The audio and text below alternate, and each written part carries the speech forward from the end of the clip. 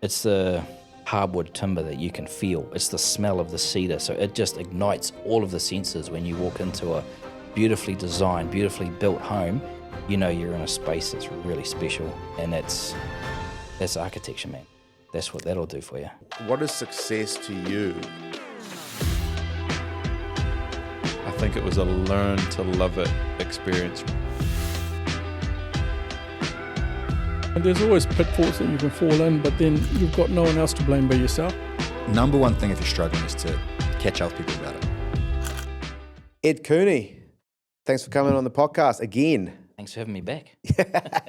You're only the second guest to come on for a second time. The first one was Henry Dunham. We had him on for a Christmas special. Right, yeah. But you're the second one, or the only official one that's not like a special episode, to come back on and have a bit of a yarn. So how you been going? Been going well, very well. You've been busy man? Yeah, we've been busy with a few different things actually. So, yeah, all sorts really. We've talked about it with actually I haven't, some of the product development that we didn't talk about that, but yeah. Well, let's talk about that in this episode. That's why I wanted to get you back in, because there's been a lot. I think you came on about maybe like a year ago, and then we just got a bit of an insight into your journey as being a construction business owner, and you've been in the game like 30 years and plus. So maybe for context, I guess a lot of people that would listen to this episode would not have listened to the original one. So give us just a bit of a rundown. How long have you been in the game? What have you been up to? What do you work on? What have you been working on in terms of your construction business, which is Luxor? Talk to us a little bit about that and remind me as well about some of the cool stuff you've been up to. So yeah, been in the construction game for about 30 odd years, and spent a good chunk of that time building high-end architectural homes, predominantly for offshore clients here in New Zealand and both abroad. It takes those sorts of projects, as some of the guys who are listening will know, they take a special set of skills to deliver those projects. All sorts of, internal skills in terms of project management, account management, all that kind of stuff, as well as the actual physical skills on site in terms of delivering the project and the quality control and all that sort of stuff. So, and I've mentioned before, I was lucky enough to work with Neville Price, who's been my mentor for a good number of those years. And lately, where we finished up a resort in Vanuatu, and that was a very special project. That was a very high end resort. It wasn't like the resort was on an island with everything else. The whole island was a resort. And it was first developed by a guy called Mark Henon, a French billionaire. So from day one, the resort was sort of a hotspot for billionaires to pop in. And so just dealing with all those sorts of people, and that it was really an amazing time, an amazing project. And coming back here, and it was kind of like, well, after you've run 100 marathons, the thought of trying to run another marathon was like, well, not that interesting. So we sort of led into a bit more consulting, and we found that a lot of builders were having issues with a number of things, and so we set up a company called Ironhouse, and that's been our focus for the last little over 12 months. I mean, we've been doing consulting since back in 2012, when we were first runner-up in the World Capability Awards for our systems and processes, which were engineered to or designed to deliver projects for international clients. So that sort of stuff led on to consulting, not just builders, but people in all sorts of sectors. So, but we've just leaned into it a heck of a lot more in this last year, setting up Ironhouse directly to help builders to actually just, sort their in-house workings out, make them profitable. We've talked about, I can't remember off the top of my head. Yeah. There's just so many things so many areas that we deal with to get them running a really good business that's hissing and making money, and dealing with their staffing issues and their tendering, getting their tender documents, de-risking their position is a really big one. So that when they're, I've said it before, but I ran my business this way. The best way to prevent a war is to prepare for one. So having all of that prep done, so that if a client does want to misbehave or challenge an invoice, then you're ready to go to war, and it's Yeah. going to be very difficult for them to challenge you. So Yeah. it's- No, I wanted to get you on again because, you've obviously done more and more consulting. And those projects that you've worked on has been like huge projects. And once you work on those sort of projects, I guess you don't, it's probably not that exciting to pick up like a $1.5 million bill down the road. It's probably not that exciting. And you've been able to, even with our clients, with other business, we kind of help them obviously grow and get more work in. But a big part is, they kind of scale on the front end and then the back end falls apart. You know what I mean? So you've actually been able to help a few of those guys as well, which is cool. It's kind of like both, we kind of help them from both ends.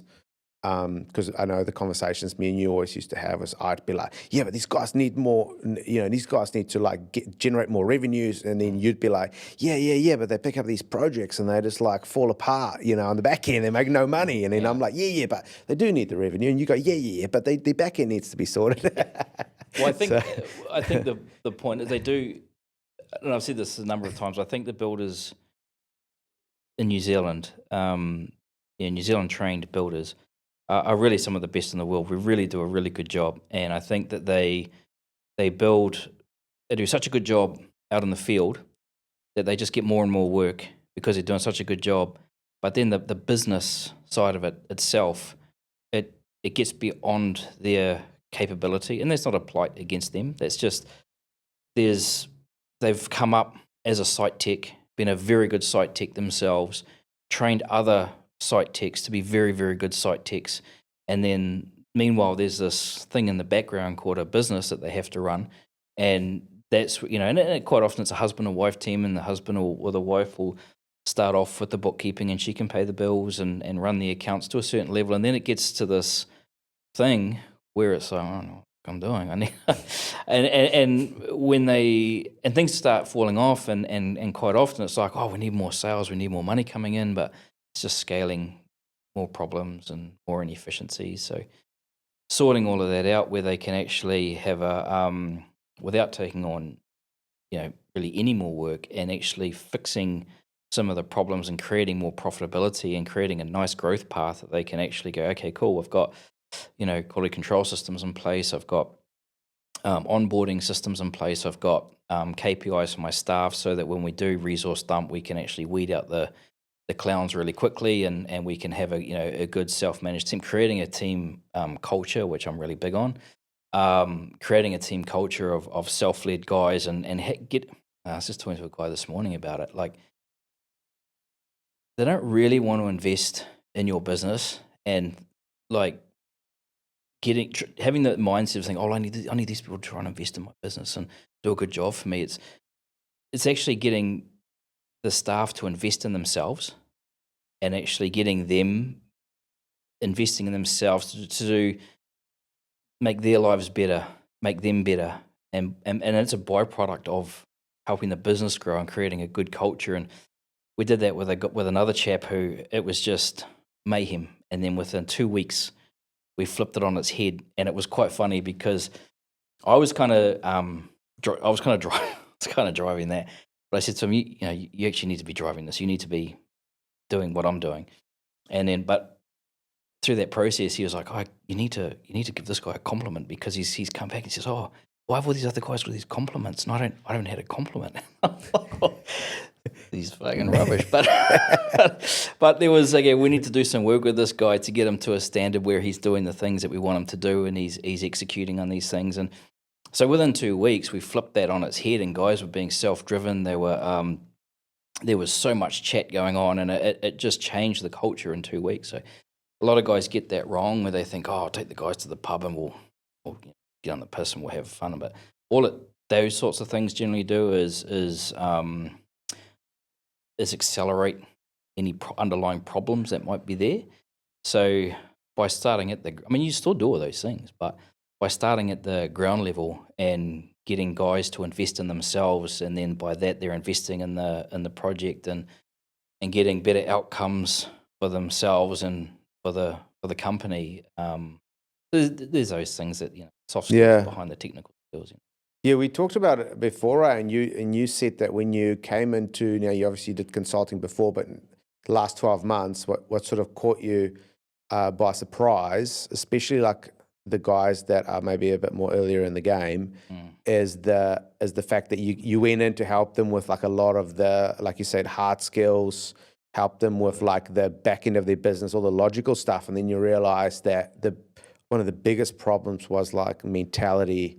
And talk to me a bit about that. Yeah, so the first thing they were requiring was the technical skill to whatever that might be. It could be, there was one chap had trouble with his staff, and he wanted to. So anyway. Okay, well, the technical skill here is to put these KPIs in place and these job descriptions. So we've got we've got responsibilities for them, objectives, daily, weekly, monthly, and then we've got KPIs around that, and then we get them to self-evaluate, and then from there we can evaluate where they think they are, where we think they are, and we get them to 100% or more. And so that's the technical skill. And then so I followed up in about 3 weeks, and I said to him, well, how's it going? How's it? He's like, oh, I haven't done it. I said, well, why not? He's like, well, because I'm scared that they'll all leave me, and then I'll have to go back on the tools, So that was a sort of a moment for me thinking, okay, there's the technical things. It's not, for me, it's not just as simple as going, okay, well, here's the answer to your problem. This is the process or the system that you need. There's a set of soft skills behind that to for them to be able to execute those technical skills. And this particular chap, he's actually been amazing. He's telling me the other day that he's having a conversation with someone they've known for 5 years, very, very good friends, and he said she turned to him and said, "You have completely changed. The conversations we're having are different. You're driven. And it was a moment for him. He's like, I have changed." And now he's the most interesting guy in the room. And then he was dealing with it. He's had a staff meeting. He took them all out for a beer, and he started talking to them everything that we've been working on in the background and what he does in the office. And he said he had to take a moment because all the guys had stopped drinking their beer and their elbows were on the table, and they were all like leaned into his conversation, and they were like, he was just like, these guys are fucking listening to me, like I know what I'm talking about. And he said that was a moment for him that these guys now, as there's a whole different level of respect in terms of what they respect him as a boss prior to this, but then his leadership qualities have gone through the roof. Which again, with all the work that we've been doing behind the technical skills, he's transformed himself into this, really a visionary leader and a transformational leader, and which is That's so awesome, eh? And so a big part of what you do, so we can talk a little bit about what you help businesses with, and I guess the big part I've always seen that makes you kind of different is that you're not starting as this like business coach or life coach. No. You're not even like that great at selling yourself, because that's not what you're here for. No. And that you're just kind of like you've been in the game, you know what to do. But the different part that I've seen with you is that you actually get your hands dirty and actually get into the business. So talk to me a little bit about that, let's talk about the account side, because that's sort of the one side where if you're not making a profit, then everything else is like, why, So let's talk a little bit about that. I think, like we talked about, like if you can have a shit client, bad stuff, and have all these problems in the business, but none of them really matter that much if the bank account's full and you're making money. Like, you can deal with anything. Who gives a shit? But if all of those problems are compounded when you don't have financial clarity, you don't know where you're making money or losing money, and that. So I think the responsibility from a director of a company is to have a financial view of the business, as opposed to a lot of people go into business for all sorts of reasons. They feel that they can add something to the industry that maybe not there. And I think that's probably where it starts for most people. But at the end of the day, it's got to have a financial, baseline, because without that, it's just a hobby, an expensive hobby. So, so I try to get them to look at that right from the start. So setting up, for everyone attacks me that Xero isn't a project management tool. Xero is not a project management tool. It's a financial tool.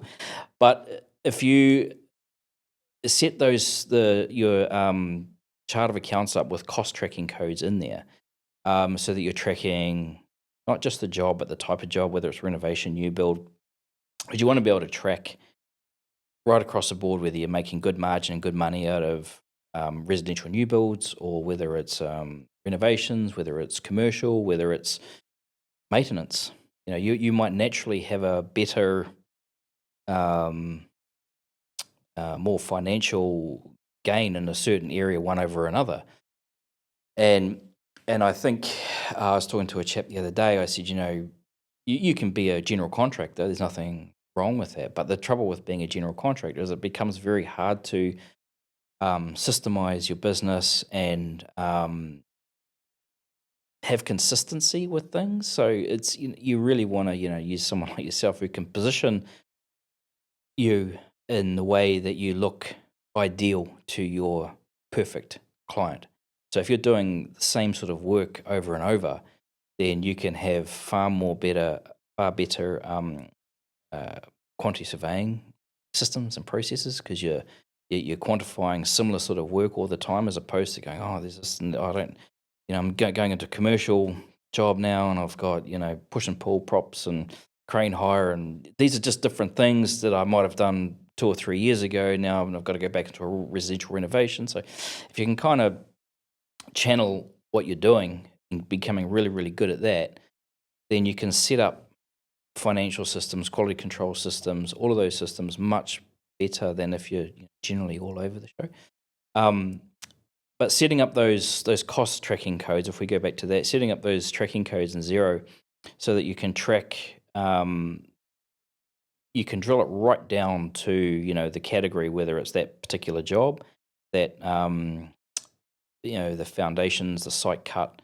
You can track exactly where you're making and losing money, and setting up when you're tendering the project, or we call it the one source of truth. So when you start that tendering process, everything comes out of that document. Obviously, the clients are going to see one document, but you've got another one in the background that's your one source of truth. So, and within that document, you've got all your Xero codes not linking through to Xero, but they're itemized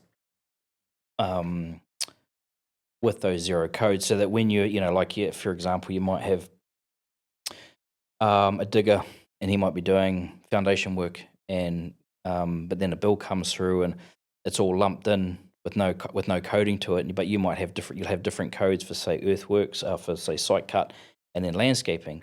But you want to know whether the method that you used to quantify the job was accurate in the first event, or whether I need to do some work on that when I'm doing some back costing. So understand. So you don't want budgets to blow out and not know where or why. So that's just like coding everything properly and then having to refer back. It's easier. Yeah, everything has got to go into Xero. It has to go into Xero anyway. So that's why if you set Xero up correctly in the first event, then when the stuff goes in there, it's getting put into the correct boxes, and then you can run accurate P&Ls. You can do accurate back costing. It starts in Xero, but it's got to step out of Xero to get into some project management software, and that's where you really fine tune and drive the project. And then when everything comes back in, it's linking back into Xero, and then you've got a good financial management system, so that you can actually start to drill down. Okay, well, I'm making good money out of this. Making too much money, I need to invest in something to maybe reduce my tax, or if I haven't, we've taken a bit of a hit here because my costing method was incorrect, and I can see why, and I can adjust that on the next one, but I'm going to have to do some tax planning or whatever it is. So creating that financial clarity, like first and foremost, is really key, because you can't do much. You can fix everything else, but if you don't have that financial clarity, then you're not really You can't manage what you can't measure. See, that's kind of like one of the big things there when clients, so when builders come to you first, that's sort of what generally some of the first things you start setting up for them. And you guys get right in there, right? So you kind of do it for them? Yeah, we do. We just do it for them because there's not. Building is really complex. Like it's not. It's almost accountants are really gonna not like me saying this, but it's beyond accounting. Like accountants deal in two currencies. They deal in dollars and cents. Builders got to deal in. They got to deal with labor constants, square meters, lineal meters, cubic meters, truck hire, digger hire, sheets, rolls. It goes on and on and on. So we've got all these different currencies that we have to deal with, and it's not just an in versus out. It's a in versus out per category, and we need to know where it is, and tracking it so that we can actually really drive. And then there's how we actually administer the contract or administer the project. We can really drive profitability if our one source of truth is the truth. Like if our one source of truth is based on an external quantity surveyor's document, and that document is perhaps incorrect, there's not enough hours or materials in it, then our one source of truth is actually based on a lie. The project is based on a lie. Our business is based on a lie, and then we're chasing money, and we're chasing hours, we're chasing materials, and we're on a hiding to nothing. So it's really important to get that one source of truth, or even if it's wrong, to at least understand where it's wrong, and be able to find ways within a contract to take advantage of it, if I can say that. Yeah. So you, obviously last time you came on, and I want to continue to talk about the construction phase. Then after that, we're doing it the other way around. After that, we can talk a little bit about the pre-construction phase of a builder goes through.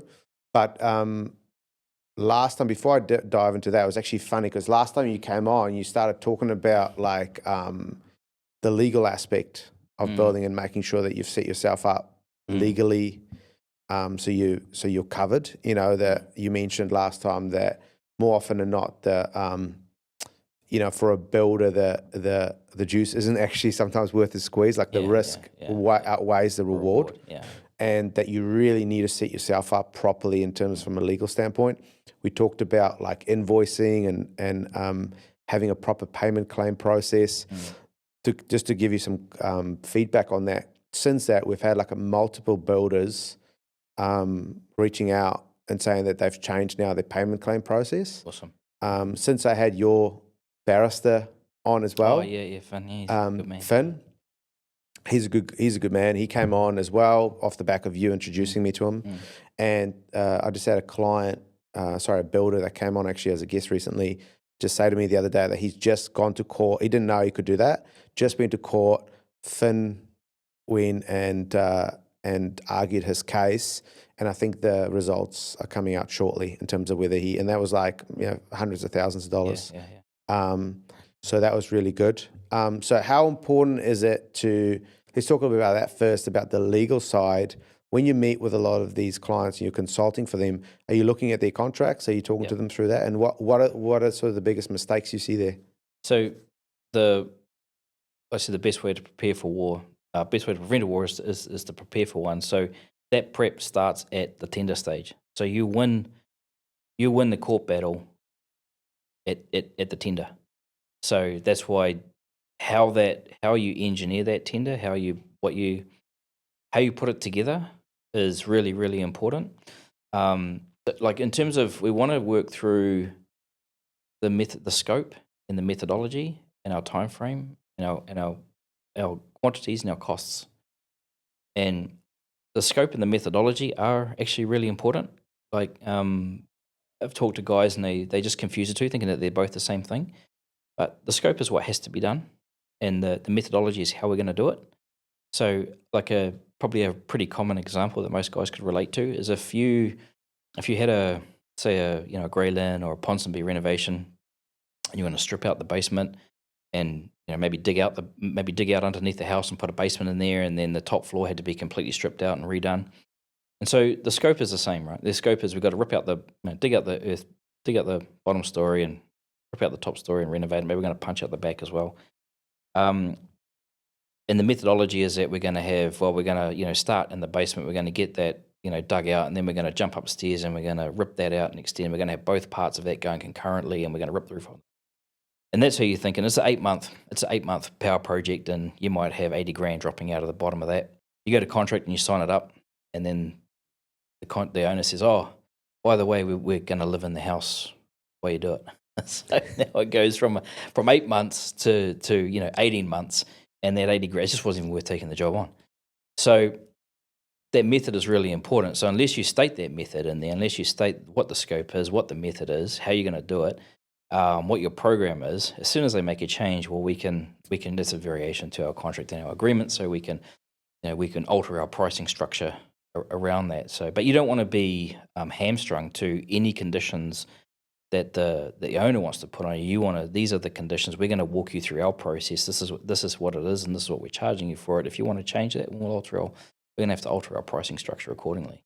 Yeah. So just understanding that, setting that up. Okay, I'm jumping back and forth now. That's me, not you, Ed. So let's talk about the pre-construction then before we talk about the construction phase. So, so they got to set that up at the front end. Let's talk a little bit more about because we're talking about tender, but then some people obviously don't, it's not a competitive tender, or they're just kind of putting their proposal together, whatever you want to call it, different names, same thing. Yeah. But let's talk a little bit about even before that as well. Like, how do you, what have you seen in terms of the builders that you work with where they kind of get it wrong in terms of their, you can call it RFI, that's very formal commercial term, but even asking the right questions to these clients when they go meet them before they put their proposal together. Because a lot of times these builders, I've talked, especially the Australian clients we work with, is kind of not saying it's all of them, but just anecdotally, a lot of them just like they'll put their price together and they'll just like they won't ask the client much. They'll put their price together and they'll email it to them, and then like hope I get the job, And it's like, talk to us about why that's maybe not the right way to go about it. What sort of information you further need from clients and what's important in that sort of process? That's a good question. Especially in a competitive market like we're coming into now, you really want probably good 5 touch points with them. That's all part of trying to build a relationship and build trust. Asking them questions, you really want to find out quite a bit about them. What they're like, why if they're renovating their house, why are you renovating it? Are you doing it to make money, or are you doing it to you've had a lifestyle change, you've got new kids, you've got a growing family, you want to invest in the area, you've got schools, and you've got schools handling. So understanding why they're actually going to do the project to start with, so that when you write your executive summary, that you're the person actually, this guy knows me. He understands why I want to build, and so there's already a correlation there. So when you actually go to tender, when you actually go to deliver your price, that's just a formality, because they've pretty much already made up their mind, because you've had all these touch points with them. You've kind of built this relationship with them already, and then when you've written your executive summary, it's written in a way that, because you've got to know them, sometimes you won't even research them a little bit, find out what their job is, who they work for, what their past jobs were, or I don't sound like a stalker, but you actually need to. You always, on the dark side, you actually want to find out whether they're financially a good fit. If they've got a history of not paying, then maybe it's a project you want to just leave alone. Or if you really need it, you want to really ramp up your compliance around them to create less wiggle room for them. So sometimes you're just in a situation like that if you really want the project, but having those background, not checks, but sort of getting to know them and why they're doing it, and then tailoring those executive summaries to them so that they understand that we're all on the same page. I'm a family guy, you're a family guy, you're investing in the area, you're lifting the value of your property and the properties around us. You're a good citizen, you're a good person to be doing that.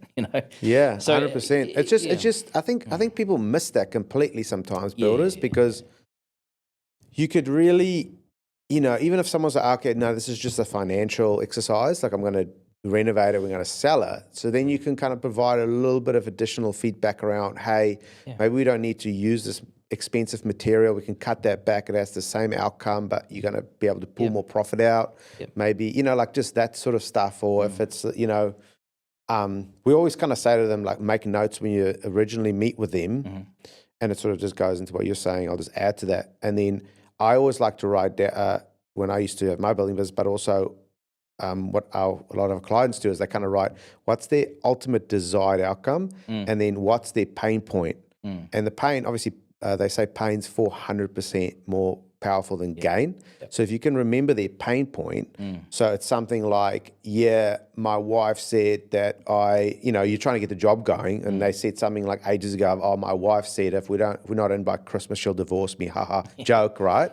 But then if you wrote that down and you're chasing them up and saying, hey, when do we want to get this thing started? And they delaying it, then you can say, hey, last time you talked to me and said if we're not in by Christmas, your wife's going to divorce you, ha, ha, ha, but we're going to have to get this thing started within the next couple of months, or you're not going to get in by Christmas. So those are always good, those psychological sort of data points, always very good to have those written down so you can remind them of the pain of not proceeding or whatever. You're doing it obviously to get the job, but also to have a good working relationship with your client. You want to get to know them. You want to understand why they're doing it. And I think you want to take the approach that they're a client for life.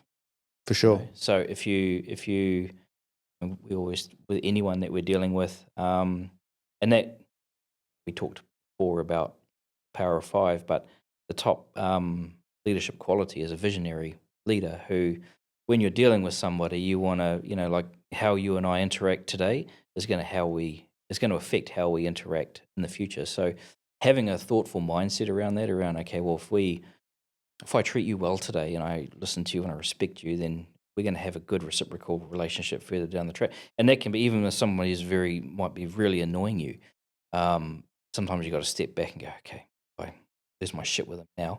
How's that going to affect us down the road? Maybe I need to handle this in a more diplomatic manner. But in terms of dealing with a client, I think if you take that visionary type leadership role where you go, okay, well, I want to deal with this person for the rest of my life. How am I going to treat this person? 100%. And there's also been research done, like I think they studied over 20 years, like in the 90s. It might have even been the 80s and the 90s, and they had all these different styles of salesmanship, like which salesperson like has the best results. They had these different categories, and it was kind of like relationship selling, and it was like I can't remember all the categories, but I remember the relationship selling one, and you'd always think that would be the best one. But they actually said the best salespeople that get the best results long term is consultative salespeople. Right. And that's exactly what we're talking about now, where they're actually consulting with their client. They find out where they are now. They find out what their desired outcome is. They find out what the challenges are, and then they are the one that provide the solution. Yeah. And so if the more we understand about our client, the better you're going to put yourself to be that consultative salesperson, the consultant. And there's been instances in the past where clients have, look, I've had this job priced up, 3 or 4 times, and the builders are taking the piss. I'm like, I think we're going to be any different. I don't know if the builders are taking the piss. Maybe you're just unrealistic. And having that conversation, you only renovate for 2 reasons. You want to, facilitate your, change in lifestyle needs, or you want to profitize your home. But if you can't look at that view, you can't do both, because if you're looking to change your lifestyle needs, then the cost is immaterial. Like you can't go, oh, well, I brought it for this and I'm going to spend this much on it, and what's it worth today? Well, that's a flipper's view. That's not someone who's looking at you. If you're going to look at changing your lifestyle needs, you're going to take a 10-year view of your project and go, okay, well, I brought it for this, but I'm going to spend this. It's probably not going to be worth much in the market value, but in 10 years' time, it would have paid for itself. And in the meantime, I don't have to move out of the area. I've got, the schools are close, the commute's good, and whatever. And it's worth doing, So it's for builders to have those conversations. I think is quite good. It's understanding. It is part of why are you doing this? And So in terms of to add to that, so in terms of the proposal, so you're doing the good consultative approach towards asking them questions, and then you get to a point where you're presenting your proposal, competitive, non-competitive, whatever you found needs to be in that proposal document that people generally miss when you talk dealing with the builders that you're working with now? Well, they often just sell a price, and they don't give them any other reasons to buy other than the price. So you don't want to be selling your price. You want to be selling all your services. You want to give them all the reasons to buy other than price. You're friendly, you're reliable, you're honest. They feel comfortable that you know what you're doing, and you're going to do a good job, and you're going to look after their asset. And like I said, they will have made up their mind to buy before they even see the price. And in fact, if they do see a cheaper price, they'll see it as that. They'll feel that there's no value in that price. So you want to give them all of the front loaded almost. Front load all of the value that they're going to get other than the price. Yeah. And so what would be examples of things in there that people kind of miss? I assume you'd have in there you obviously have your timeline in there, and then like you said, you'll put your scope and your methodology in there. What are some other examples of stuff? So some trust pieces. So some proof of, we've worked on case studies. So we've done, these types of projects before. You've got a renovation in Grey Lynn, or you've got a new build on a cliff mansion top somewhere, and where we've done, these are the ones that we've done before that are just like that. We had, these are the things that we learnt on those projects that are going to help, benefit me and help benefit you. And they're not necessarily things that went wrong. They're just things that, you've delivered the project. It's a beautiful renovation. It's a beautiful new home. But moving forward, I'll do these things better. And so having case studies like that, oh man, this guy's really invested in what he does. He's actually looking to improve on every project. It gets them excited. It gets them buying into you, as opposed to, again, just a price. So yeah, that's a good one as well. Case studies. I think that gets overlooked as well. Where even if you have like because sometimes people just go, here's a project, here's some beautiful photos. That should be enough. But it's actually way better if you have the beautiful photos, but then go, this is the project overview, is what the client wanted. Here are some of the challenges that came up. Here's the solutions of how we overcome it. This is the outcome, and like this is what we've learned, and this is how we next time we would do it this way, whatever. That's gonna imagine you had a Grey Lynn renovation, you do a proposal, and you have like 3 examples of other properties just like theirs. So you're doing the dig out under the house, and these are the challenges that came up with that area, and how you now can optimize cost or whatever the case may be. That's going to be a lot more valuable than just like pretty photos. Yeah, and if, I think guys who are on their, early in their growth path, that and they might be going for their first $1 million or $1.5 million, $2 million project. It could just be something.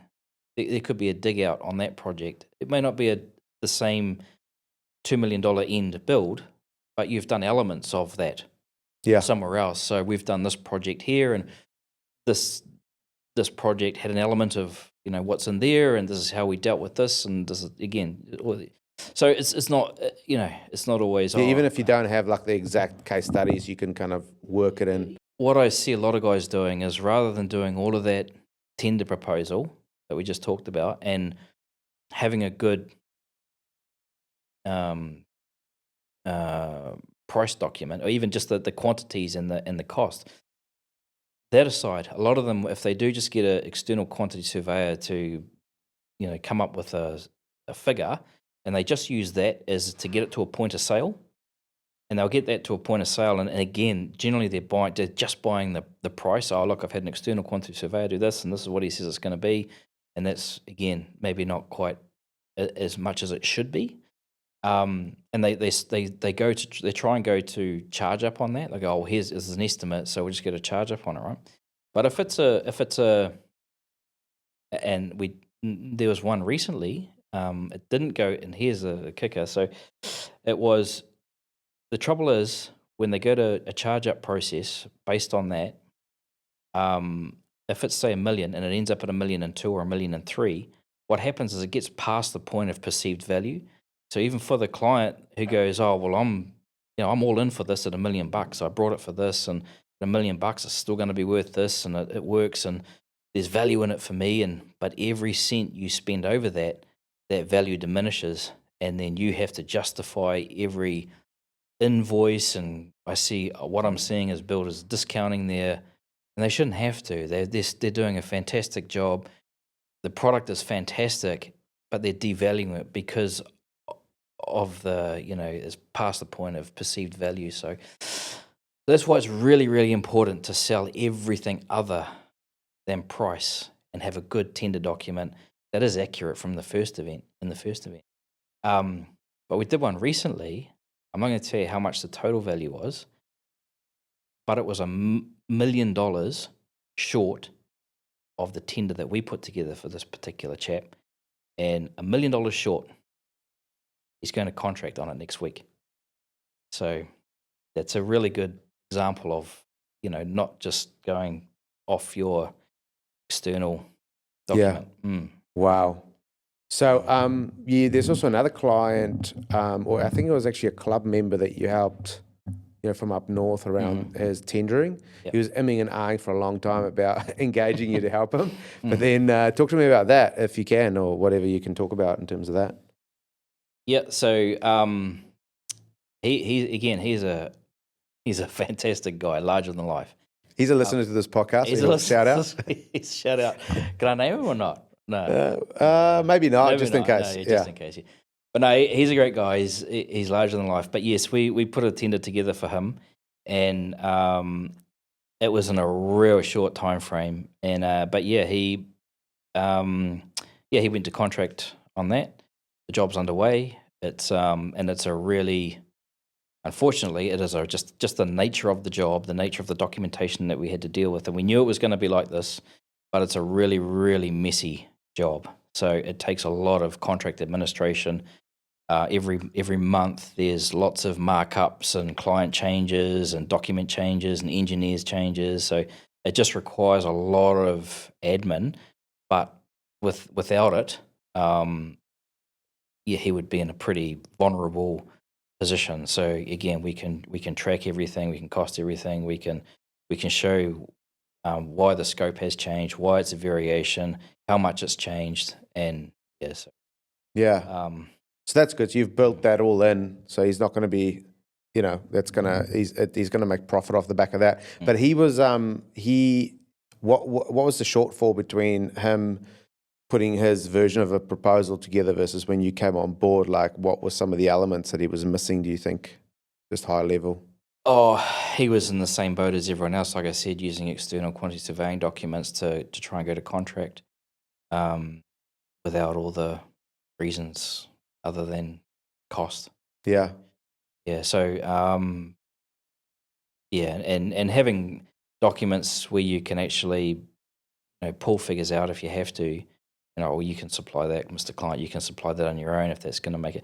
But there's very few tenders where the client just goes, yep, cool, sign it up, 100%. It's usually a negotiation process where, it's a little bit over my budget, or, it's more than I wanted to spend. But if you've got good quality documents, we can go, okay, well, let's talk about it. Where do you, what do you want to pull out? What do you want to supply? How can we negotiate this tender so that we can both come out of this, with our shirt on our back, without, you not being able to afford to pay the bill, and me being able to make some money out of it. Yeah, I think there's a lot of value there in terms of just making sure that your proposal's right. And then obviously the back end of the business, which is what you kind of like focusing on now with a lot of the guys, is super important. And I think that's probably the one where people are kind of winging it a lot, especially the back end. And so, yeah, I guess people can how do people get contact with you? Just like hit you up on Instagram or something like that? Or through Luxor? No, through Ironhouse. Through Ironhouse? Okay. Yeah, they can. Just find the Instagram, we'll tag it or whatever. I've got an Instagram, yeah. Yeah. You're like, do I have an Instagram? Yeah. How do I check the messages? Yeah, pretty good. Yeah, you'll find it somewhere. So if you get no reply from Ed from the Instagram, it means he probably doesn't even know how to get in. Yeah. What are your thoughts around the New Zealand, the economy, the construction industry? If you're talking about sort of like residential builders, where do you sort of see things going? Right now, and as of probably the last 6 or 8 months, getting money has been extremely difficult to get. Banks have just, I'm going to get the numbers wrong, but I saw some stats like back in February 2024. I'm not an economist. The numbers will be wrong, but it's the numbers are The close gist. enough. The gist. It was something like 1.3 or 1.5 billion dollars of mortgages were falling into default, which is past 90 days. If they haven't made a payment, then they fall into default. So a year ago it was about 1.3 billion, 1.45 billion. This year in February it's at 3 billion. So it's doubled. So our number of default mortgages has doubled in 12 months. Coupling on top of that, the personal loans and business loans pushes it up to 6 billion of defaults. So the trend, I guess, that the banks are seeing is like, well, shit, you guys, the housing market and the construction industry, you guys just can't. You don't have enough cash flow to pay your debts. So they've really tightened up the screws on lending money. So what we've seen is builders that are going to either get finance or going over budget. And then that's putting the squeeze on the homeowner, and then the banks just go, we're not going to give you any more money. You have to fund this out of your own pocket, out of your own business or whatever. And that's creating the behavior of the homeowner to be pretty bad towards the builder, rather than just saying, oh, hey, guys, sorry, I can't afford to pay. I'm going to have to drip feed you over the next 2 or 3 years. It's like, no. And actually, what I did hear out of Australia is that homeowners were employing, there were law firms touting that if you don't want to pay your final bill, talk to us and we'll show you how to get out of it.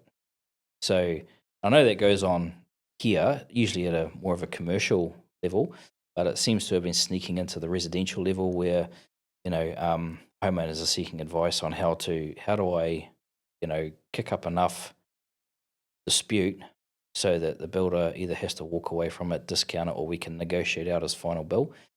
And there's a lot of professional almost guys like that now where they, even the negotiation side, where they just go, the final bill may be a couple of $100K and they go, no, we want to pay you nothing. And then knowing that they'll fall somewhere around 100K, so they saved themselves 100K. It's amazing. Okay. So that's happening more and more, is it? Because they can't, I think, again, it comes as a consequence of the banks, just tightening up their screws on the availability of money, so that forces the homeowner into a situation where they have to tell the builder they can't get the money, so they have to create a dispute to try and get out of it. So so what's the best way of making sure that doesn't happen to you, Ed? What do people do? Obviously, the payment claim process, having that in place. Well, like I said, you win the court battle the day you produce your tender. So, and then every month from there on out, compliant payment claims. If there's variations, logging those variations within that time period that they're there, proof of why it's a variation. So who authorized it, why it's a variation, and maybe no one authorized it, but maybe there's a scope change, and within your tender document, you've allowed, like I said, the classic one is dewatering a site. You've allowed to port a country. And this is a good tag for everyone, but if you're allowed to port a country and you haven't allowed for any site stabilization and you haven't allowed to dewater the site, it sounds like nothing. Most architects or owners are going to go, well, it's a flat site. The water table's not high. There's no risk for me there. But, if you're digging your footings and it pisses down with rain and then your footings all collapse and you've got 6 guys in the trenches digging all the crap out for, a couple of days and then having to form up the sides, that's huge amounts of money. There's thousands of dollars that if you haven't put the tags in place, then you're going to have to suck those costs up. But if you've tagged those things out, then you can, like I said, you can trigger a variation to the contract because the site conditions have changed, and so having all of those proper clarifications in place, and then being able to track your labor hours the whole way through the job. So if something pops out, hey guys, what are you doing that for? Generally it comes back from the staff. I don't know where to code this. That's because it's not part of the contract. So that's going to be a variation for this reason, and then we can allocate that. So So, like you said, coming back to your tender document, having all of those things clearly laid out, what's in, what's out, and then mining that profit through the job, making sure that you're bringing it in faster than you thought you would, for less labour hours than you'd planned, and for buying the materials cheaper than what you'd charging the client for. Yeah. Um, And also builders, especially the younger guys, like following your contract and not being Mr. Nice Guy, because that's also where they fall into place, right? They Mr. Nice Guy, so they're like, I'm not going to charge for this little variation here. I'm not going to. They try to be nice, and then it bites them in the butt. Again, this builders they're the nicest guys on earth. If you ask them to do something, they'll just do it. They'll be like, yeah, sure, no problem. You know, if there's someone needs their car pushed, they're broken down, chances are it's going to be a builder jumping out of his truck to push his car off the road, or do you know what I mean? Like they're just accommodating people. So, but the business owner is sitting back in the office, controlling the ship. He isn't aware of what the homeowner has asked their builder to do on site, and he's off bloody planting trees and hanging pictures on the wall or whatever, So, yeah, we can do that. Yeah, we can do that. No problem. That's not a problem. But I forgot to tell the boss that, you know what I mean? So for a box of beers, we'll build your whole house for a box of beers. I think homeowners think that's an actual currency. Yeah. Exactly. Yeah. What are you thinking? It's just come out that they're passing some laws in New Zealand to bring in more overseas materials to, I guess, in the hope of bringing down the overall cost of building. What are your thoughts on that? Is that going to create more issues? Is that actually going to help? What are your thoughts? I think it'll probably be a good thing. We pay too much for, we did some cost comparative stuff with Australia. We had some, it's a while ago now, we're doing some work in Astor Power Project where it was an Australian guy, and we were uploading the costs of the project into Astor Power Project so we could cost track and everything for him. And the cost of some of the things in Australia, which is so cheap compared to what we pay for them here. So, and we've done, some of the really, again, big projects that we've done. We've imported doors out of Central America, tiles out of Turkey, and we're paying a fraction of the price than what we pay for them locally. So, I think overall it'll be a good thing as long as the products are tested, which I'm sure there's enough regulatory requirements, especially in this country. We love putting red tape around stuff. Yeah. So I think it'll be a good thing to create a bit more competition in the market and lower the prices. So the other one is the 70 square meter one a dwelling or granny flat, whatever you call it. So what is that? So if you can essentially build anything under 70 square meters without having like resource consent, is that right? Well, maybe resource consent or building consent. Right. So, okay. I just think you're probably going to save a bit as a builder, or even just a general homeowner, if they can do it, if they can get some pre-populated plans without the consent and employ the right qualified people, then, you're not paying probably 20, 30,000 for plans, another 10,000 for consent. So that's a good chunk of change that you can actually reinvest into the house. The land's free, it's out the backyard. So I think it's a good thing. Yeah.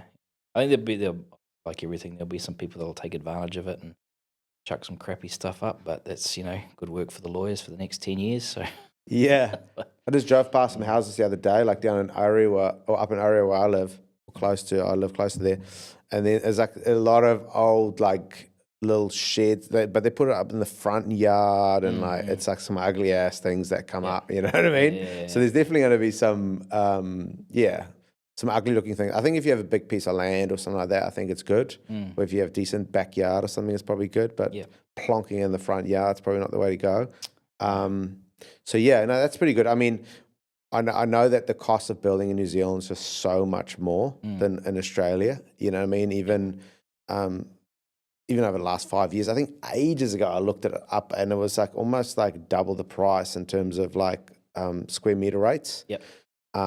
So if you're building now, like, I mean, what's high-end architectural builds in New Zealand? Sort of like what, 10,000 a meter or something like that, even more if it's really up there luxury-wise. Yep. But you'll be able in Australia. I mean, people will probably be shouting at the at the radio at the moment. Yeah. Going no, in Australia that's way cheaper. You can probably, I don't know if they could build that for even like 6,000 or 5,000. So it's definitely much cheaper over there, which means it's like so much cooler stuff can be built over there, and it's a bit more. That's why parts of the Australian market's still pumping. When New Zealand, it's just sort of like it's way harder to build anything custom.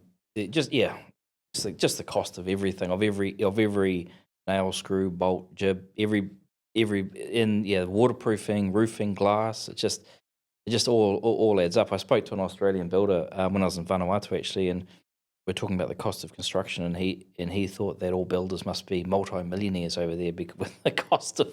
I said no, unfortunately that rate doesn't go into our pocket. You know, a good 85% of it is actually, just out to subcontractors and suppliers.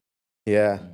And then a lot of it just goes to tax as well, just taxing everything along the way. As builders are getting more and more busy, there's a lot of service providers out there that helps builders with small elements of their business, whether it be marketing or whatever.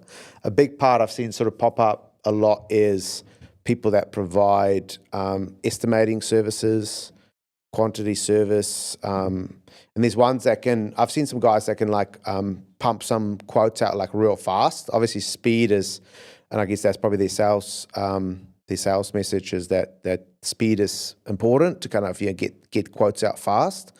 What's your sort of thoughts on people hiring external estimators, QS operators, and especially the ones that can kind of provide them at a fast rate? I think you need to be careful. Like I said, I think that document you need to. This is really important. You need to view that as your one source of truth.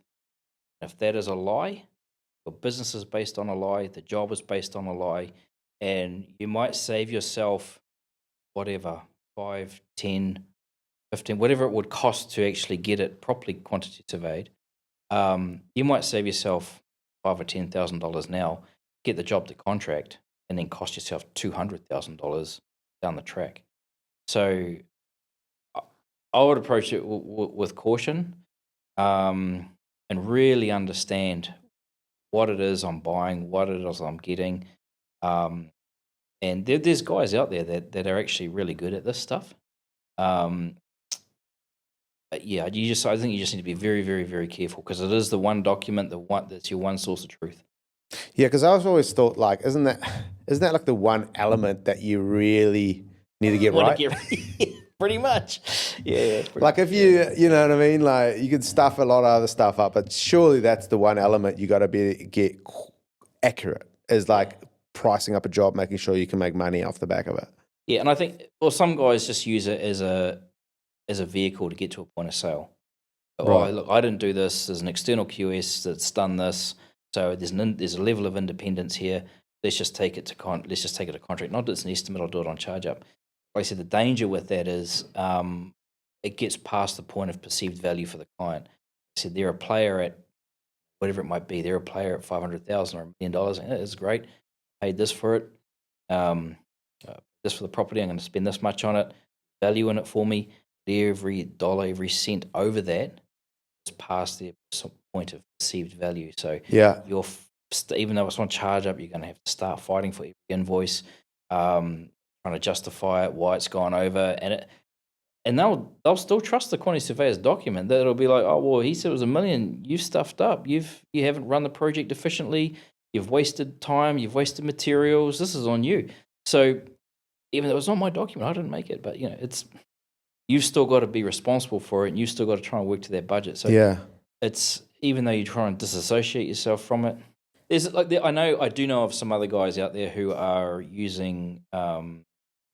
There's a couple of project management software tools, and they're pricing the jobs up in those, and those seem to be quite accurate. They seem to be quite good, and they're quite cost effective because they're doing it in the software.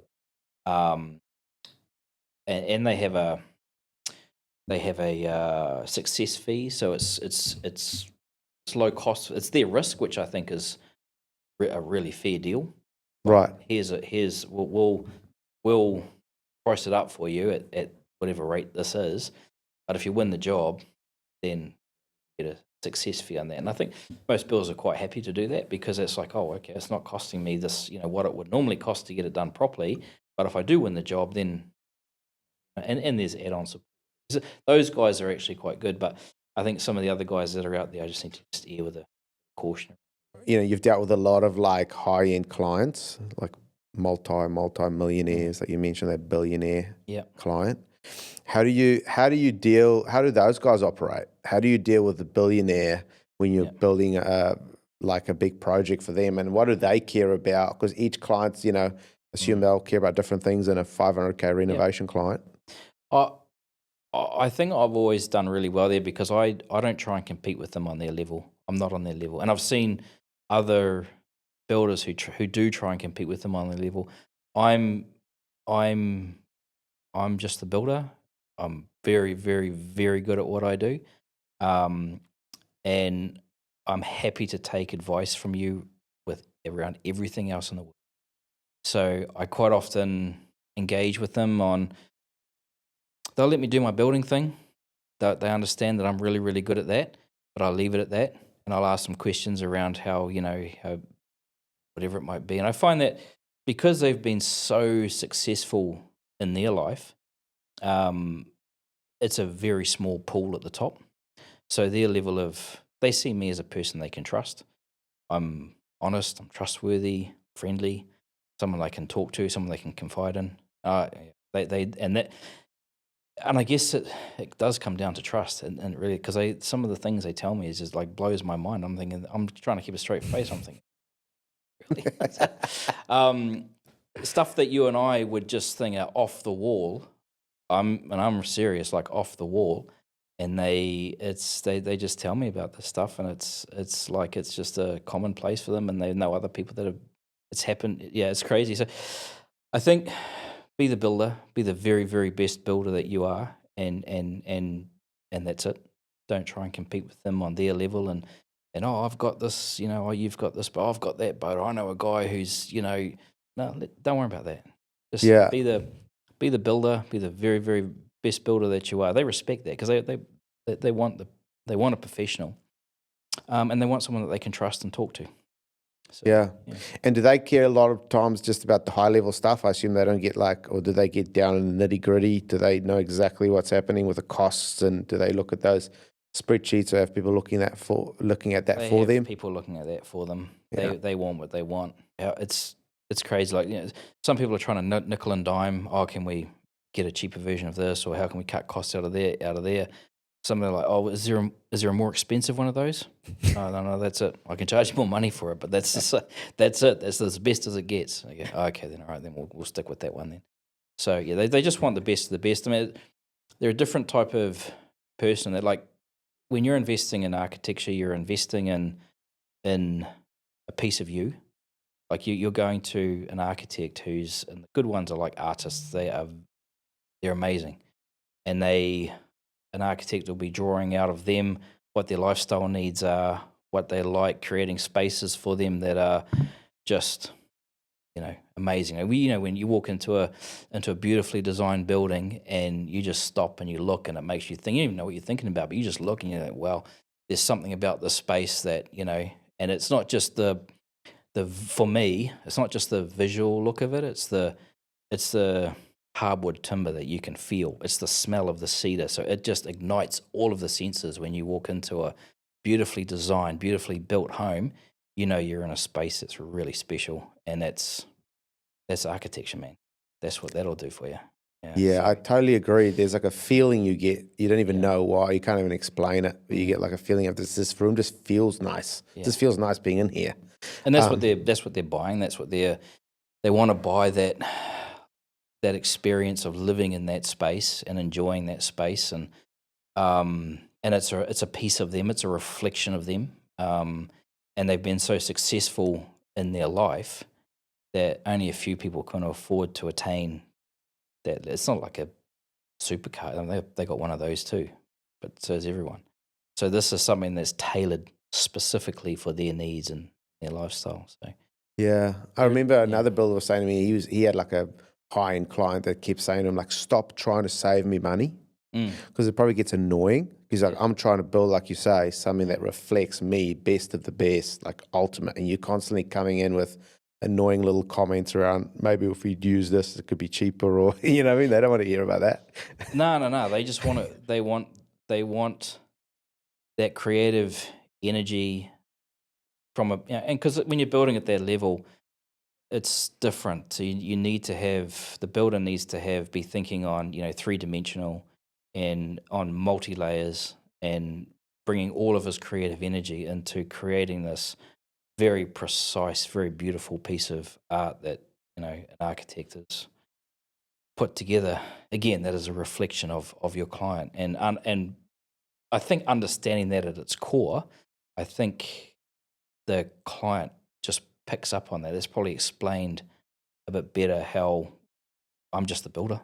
Yeah. I'm very fucking good builder at doing what I do. But that's where it stops and starts. Everything else in life, you've Stay in my lane. I stay in my lane, man. But yeah. So that's The other thing as well is, like, I know a lot of builders, not a lot, but a lot of builders I've talked to have built over in Waikiki, Island, for those who don't know, just off Auckland. Yeah. And it's always just like, oh, mate, it's a freaking hassle, like building on Waikiki, you have to get stuff on the ferry and stuff. But then you build projects on like Vanuatu. What are some of the challenges that come up building all the way over there from here? Yeah, I underestimated that. That was like we've built all around New Zealand, and logistically planning, staying out in front of everything is one thing. That's bread and butter for me. We've learned over 30 years how to do that. But when you're building offshore, the complexity of not even just dealing with the people, but the isolation of not just being on an island with just that island, but getting stuff from the main island to the next main island to your island, shipping routes, shipping times, even just getting certain products into the country and dealing with the corruption of some of the government officials and that sort of stuff is just navigate. And then the geopolitical front where you're dealing with people who are even just trying to mill timber, and you're trying to take a claim and mill the timber on the island, because we had to mill all of our own wood because we couldn't get sawmillers up there to mill. People would try and sell you a claim, but they didn't own. And then so it was just trying to get to the bottom of all of that sort of thing. And there was the language barrier wasn't. So I remember hearing over there that there's 3 things that you need for a civilization or even a species to transform.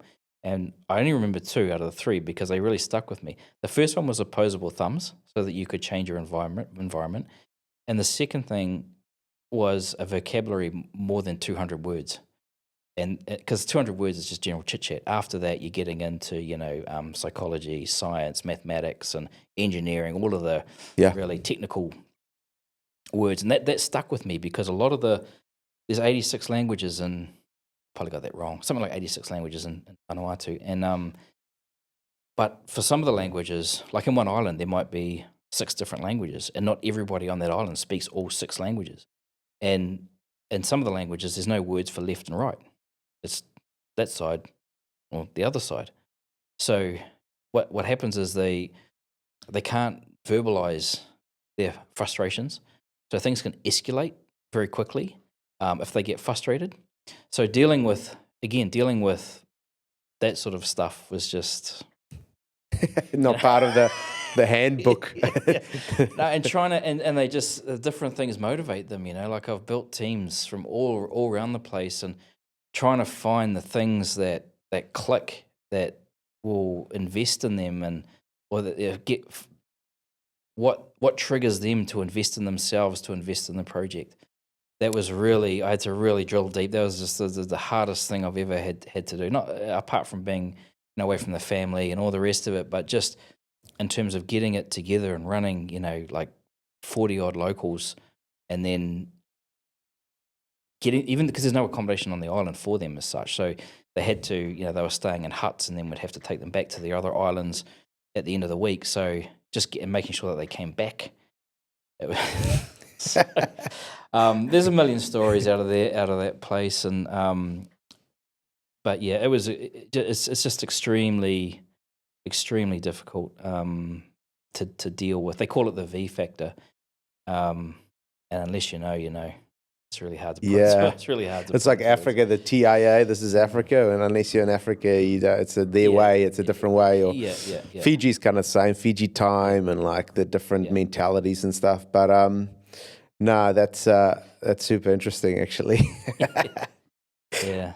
So, but a lot of fun over there, and the project was amazing, and I met a lot of people that I never would have normally have run into, which was really like dealing with some of these, really extremely wealthy people, and we had a place because the resort was still semi-open, and you'd get a lot of these super yachts, the helicopters on them, submarines in the bows, and stuff like that. They were huge, and